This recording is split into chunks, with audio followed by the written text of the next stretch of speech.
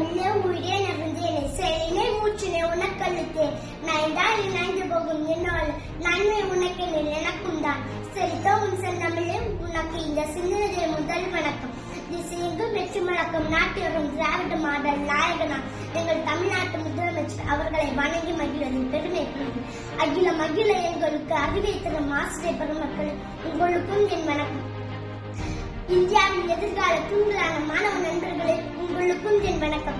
இன்றைய நாள் நம் பள்ளியில் மகுடத்தில் புதியோதன் மணிக்கள் சுடரினார். ஆம், நம் தமிழக முதலமைச்சர் கனவு திட்டங்களுடான காலை உணவு திட்டத்தை நம் பள்ளியில் கடவுள் திருநாள் இல்லாதவர்களால் இங்கு இல்லை என உருவாக பல பள்ளிகளை திறந்தார் பெருந்தலைவர் காமராஜர் ஐயா. படிப்பெல்லாம் தருவீங்கள் சரி, வயிற்று பசியிடம் வரும் எங்கள் குழந்தைகளுக்கு என்ன தெரியும் என கேட்ட பெற்றோரிடம் மதிய உணவு தருகிறேன், குழந்தைகளை பள்ளிக்கு அனுப்புகள் என மதிய உணவு திட்டத்தை தொடங்கினார் பெருந்தலைவர் காமராஜர் ஐயா.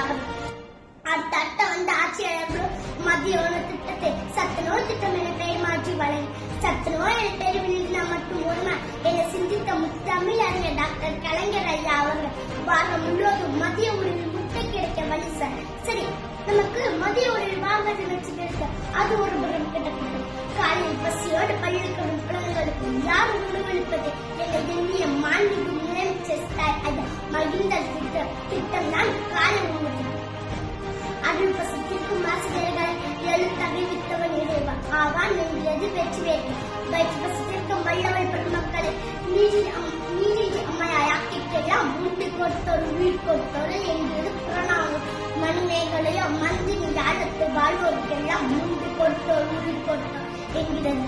எங்கள் அறிவு பசி கல்வி வயிற்று பசி காலை உணவு திட்டத்தை தந்த மாண்புமிகு முதலமைச்சர் ஐயா அவர்கள் நாங்கள் எல்லோரும் வாழ்வாங்க வாழ வேண்டும். எங்கள் நாளைய தலைமுறை நலமுடன் நீங்களே ஆள வேண்டும்.